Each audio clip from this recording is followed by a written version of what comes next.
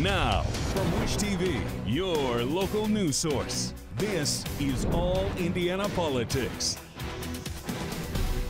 Good Sunday morning. Welcome to All Indiana Politics. I'm Phil Sanchez. The White House has come to Indiana to try to boost the number of people getting vaccinated for COVID-19. Labor Secretary Marty Walsh came to the Indianapolis Motor Speedway on Thursday, kissing the bricks and carrying the message of vaccinations. Now, it's part of the Biden administration's Vaccine Month of Action. Indiana has trailed many other states in the United States, still below 50% of those eligible being fully vaccinated. Walsh talked with our David Williams about the push for vaccines before another virus wave hits the United States.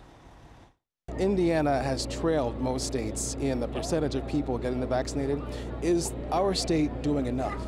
I mean, I don't know. I can't really answer that question, but there's a good line of people here getting vaccinated.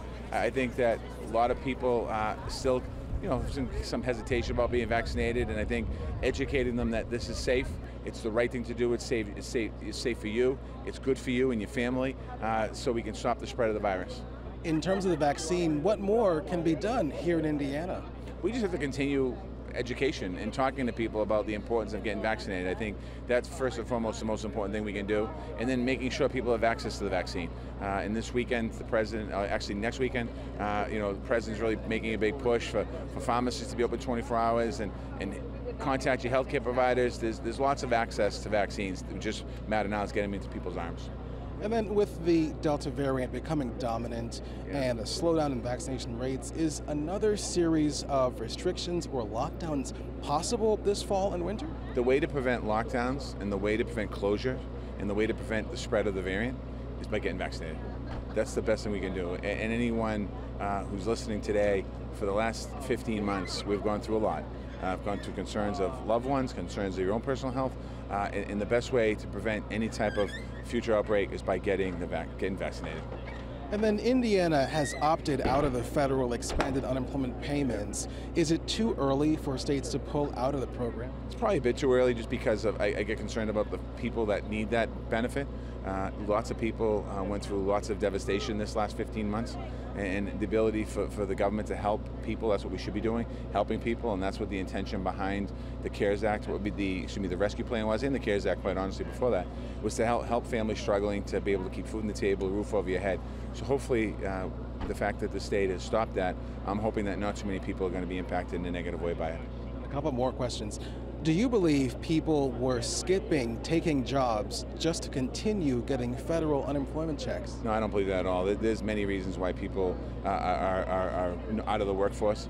Lack of child care, worry for personal health. I can't justify that $300 is keeping people out of the workforce. I'm not saying there's not individuals that's the case, but not the larger group of people that are looking for work right now. We've seen some incredible growth in the last 4 months here in this country with adding 2.1 million jobs to the people to the workforce, and we're only going to see that number grow as the summer goes through the summer. And then Indiana's Senator Todd Young has said he supports the compromise infrastructure plan in the Senate. Is that plan enough to help rebuild infrastructure? Well, the final parts of that plan, hopefully, I don't think they're out yet, but from my understanding, it's getting close. So I'm excited to see what the final bill looks like. President Biden has worked extremely hard to make sure this bill is a bipartisan bill. In this American Family Jobs Plan and Families Plan, it's not about Democrats and Republicans. It's about Americans. It's about people here in Indiana. It's about people all over this country. So hopefully we can get a nice bill through that we can make investments for the future of our country and the future of the state. And I know you're here to encourage as many people as possible across the state to get vaccinated. Indiana's vaccination rate, we do lag behind some other states in the country. How do you feel about that we lag behind some other states? Listen, we're here today to encourage people to get vaccinated, and I'm sure that the officials in Indiana and certainly the healthcare officials here are doing everything they can to make sure people get vaccinated. So I commend them for the work they've done. We just need to keep moving forward. And then lastly, what can really all of us in Indiana do to help get the country more vaccinated, because the administration said we're just not going to reach our July 4th goal? We just need to spread the word. I mean, the July 4th goal is a number that was projected, and at the end of the day, it's how do we make sure we get people vaccinated and more people vaccinated so that we can stop the spread of the virus and we can defeat the virus. I mean, it's been, as I mentioned earlier, it's been a long 15 months. Goals are goals, but we're just going to continue to move forward. July 4th is going to come and it's going to go, and July 5th people are going to get vaccinated, and July 6th people are going to get vaccinated, and July 7th people are going to get vaccinated. We just need to get people vaccinated.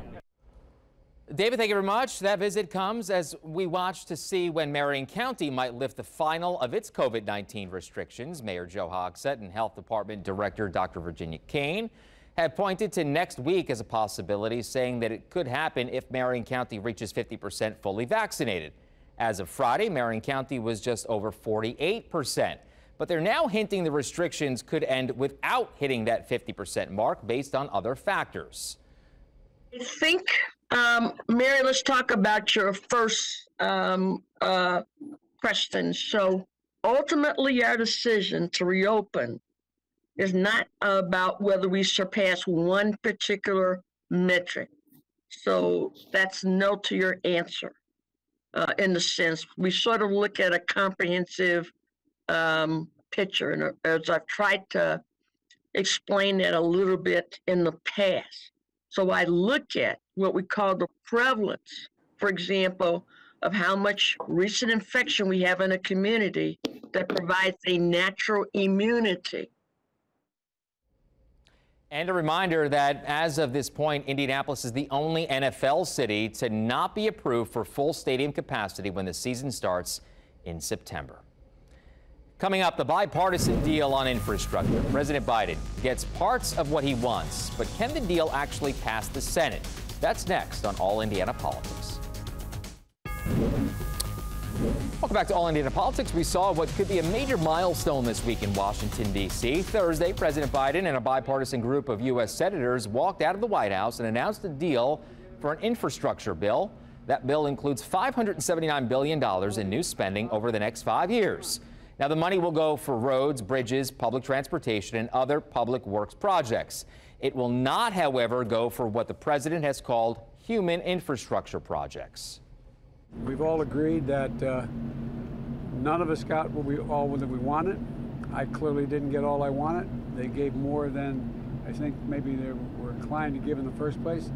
But this reminds me of the days we used to get an awful lot done up in the United States Congress. We actually worked with one. We had bipartisan deals. Bipartisan deals means compromise. Now, that leaves the question of how to pay for said projects. The plan includes using unspent COVID relief dollars, an IRS crackdown on tax dodgers, and auctioning off 5G spectrum space. It does not include increasing the federal gas or diesel taxes and drops the president's push for an increase on corporate taxes. Now, we talked with Senator Mike Braun just before that plan was announced. He says finding money for this project is his key concern. This is done in the context of being $18 trillion in debt when I got here, and we're nearly $28 trillion. And if you do this and the family plan bill that's soon to follow, which can be done with just 50 votes through reconciliation, we're going to be $32 trillion in debt. And their idea of raising revenues, more of a smokescreen, because very little of that will get through even on their side of the aisle. So again, we default to mostly borrowing from our kids and grandkids to do the infrastructure that we do need. We need to do what we did back in Indiana, have the political will to come up with real pay-fors. Meanwhile, fellow Indiana Republican Senator Todd Young had already publicly endorsed the framework for the infrastructure deal, one of 20 senators to do so. One other note, though, about a bipartisanship deal in the Senate, our All Indiana Politics team asked Senator Braun if he thinks the idea of working across the aisle on big items in the Senate is dead. Listening to the discussions that come out of D.C., is there any chance of a bipartisan deal on anything coming through the Senate? And as we listen to you, I think we continue to hear more frustration from when you ran in the campaign to growing over the past 2.5 years. Are you convinced you want to do this for another 6 years? When I decided to do it in the first place, it was because I was frustrated with the system. And if honesty sounds like frustration, that's not the case. I'm as fired up as I was 2.5 years ago and have made a lot of headway on another topic we didn't talk about, Growing Climate Solutions Act. I was the first Republican to step out and discuss that, and that was so we don't end up getting another piece of crazy policy like the Green New Deal done that we can't afford. And ironically, there's a bipartisan bill that I marshaled that could get floor time here soon on an issue that many on my side of the aisle have not wanted to engage in. I believe Republicans and conservatives, if we're the party of no, or we're the party of we're not interested, we're going to find ourselves on the sidelines when it comes to these windows of opportunity, when you have the levers of power in your favor. My observation has been confirmed here with what I saw before I ran. There's a lack of political will and a lack of people sticking their neck out because they're here for the long run. And if we had term limits, you'd fix that because you'd get people that have actually done things in the real world, solved problems, come here for a time, and it wouldn't get so partisan and in two camps. And I'm hoping that rubs off, and I intend to keep plowing away at it.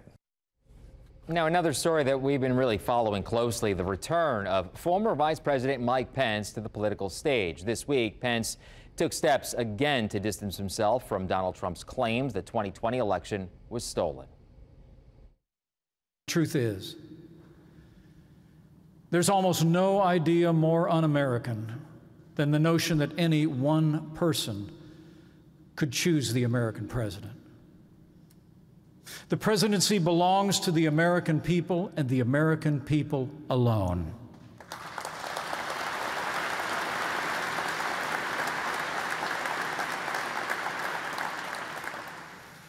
And I will always be proud that we did our part on that tragic day to reconvene the Congress and fulfilled our duty under the Constitution and the laws of the United States. Now, I understand the disappointment many feel about the last election. I can relate. I was on the ballot. But you know, there's more at stake than our party and our political fortunes in this moment. If we lose faith in the Constitution, we won't just lose elections. We'll lose our country. Take All Indiana Politics on the go with you. Download our podcast now. Part of the All Indiana Podcast Network and allindianapodcastnetwork.com.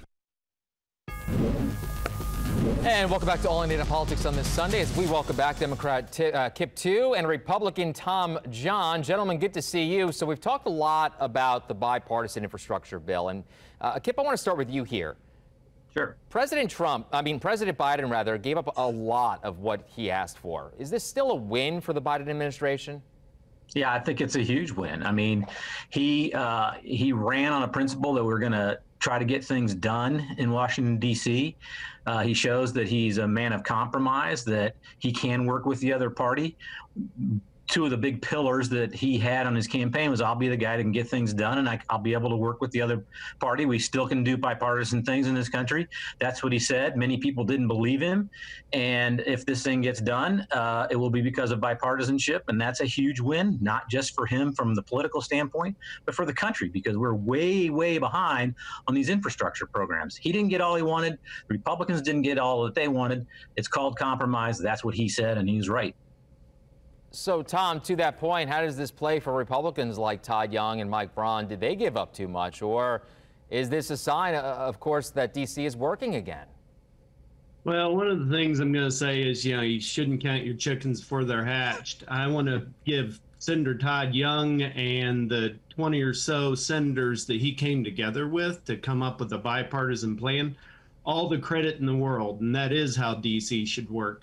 Unfortunately, there's a real question whether this gets done now, because President Biden really kind of stepped in it when he came back and has said, well, I negotiated on this bill for my other human infrastructure, but I want to come back and get everything I didn't get in this bill on a rider later. That's not the way you negotiate. You don't redo your deal. You don't try and re-deal after the deal's done. And so I think he's got to really do some work to get people to trust him to get any deals. So, I was very enthusiastic when I heard there was a framework coming out of the meetings with the White House and the senators. And frankly, I am very happy with what Senator Young and other Republicans have done coming together, giving up on issues that they believe in, as far as gas tax and others. But the fact is, we really are in a situation where we have to wait and see because the president has really undermined this process. Kip, I'll let you respond. I fundamentally disagree with that characterization of what President Biden said. And Tom knows as well as anybody that we can bring up another bill anytime. They've got an agreement on the structure of this bill. That will be a different bill. And they'll negotiate on that bill. And whether or not they get bipartisan support, it's a different measure. They may not, and they may be able to do it through reconciliation. But it'll be a different bill. And there'll be merits and demerits and arguments about it. The framework for this agreement is in place. Well, we know inherent in any reconciliation is it's not bipartisan. That's the whole reason that's being undertaken. Yeah, but Republicans don't like that. I would suggest that it's just trying to have your cake and eat it too, and that's really not bipartisan compromise. Quickly, no, Kip, go ahead and respond. God. Yeah, it's saying that Republicans can agree to this, which is a big infrastructure plan that spends $579 billion. And Republicans don't agree with something over here on reconciliation, so we're going to go alone on that. And you guys are free to vote against it, but we're happy to have you with us on the infrastructure plan. It happens all the time in Congress, or it used to, that we agree on some things and we pass them, and we disagree on other things. And if we have the number of votes necessary to pass them, we pass them without you. That's not going back on any deal. That's the way things have worked always. So did bipartisanship, Kip, in your opinion, last for just one day, or is... No, it's part of the political background of this, and I understand why Tom's saying what he's saying and why Todd Young and those other people are looking for cover. They had to hang their hat on something to say, look, I don't really trust this guy entirely. We still gotta watch out for him. So because they got to make sure their base is satisfied that they haven't given up the farm. Yeah. We'll move on to another topic here, gentlemen. The Justice Department announced on Friday that it's suing Georgia over its new voting laws. Tom, is this Democrats trying to do in court what they really couldn't do in the legislature? I think that's what you're beginning to see. Is you're going to see a more activist Justice Department trying to federalize a lot of the elections, which is what they haven't been able to do in Congress yet. And I think that's a real question that we have to look at. Is inherent in our constitutional structure is the fact that elections are state-driven. We're a republic, and we are a composition of 50 states. And it's troubling when the federal government's trying to come into states and tell them how to operate their elections. What's more troubling is when we had a Supreme Court decision that said preclearance was no longer necessary, and as soon as preclearance was no longer necessary, according to the Supreme Court, we had a whole bunch of laws passed to take us back to before the Voting Rights Act. So that's what Democrats are concerned about. Republicans don't want people to get water while they're standing in the long lines that they create, and it's just silliness on the part of the Republican Party to continue to try to make the electorate smaller so they have a better chance of winning. The first thing you know that you're behind is when you're trying to constrict the electorate, and that's what they're trying to do. Tom, quickly, less than a minute left. Are you worried this is going to happen in other states? I think you can pretty much count on it, that this is going to happen. This is a trial balloon to see how it goes, but if they have success, they'll be coming after a lot of other states and a lot of other laws, some of which Indiana's election laws haven't changed significantly in 20 years almost, or 15 years at least. But I would expect some of ours to come under challenge too if they see the clear way to do it. Kip, 20 seconds, your response? Look, we ought to be about making sure as many people can vote as they can, and we ought to not be about restricting. There's almost no fraud anywhere in the country. The only last time there was any fraud, it was in a North Carolina congressional primary in the Republican Party. They're the ones who are the most recently committed massive fraud. Democrats don't do it. Yeah, the data does show that. Gentlemen, always good to see you. Thank you for spending some time. Have a good rest of your weekend. We'll be right back. You're watching Wish TV, Indiana's only statewide TV news network.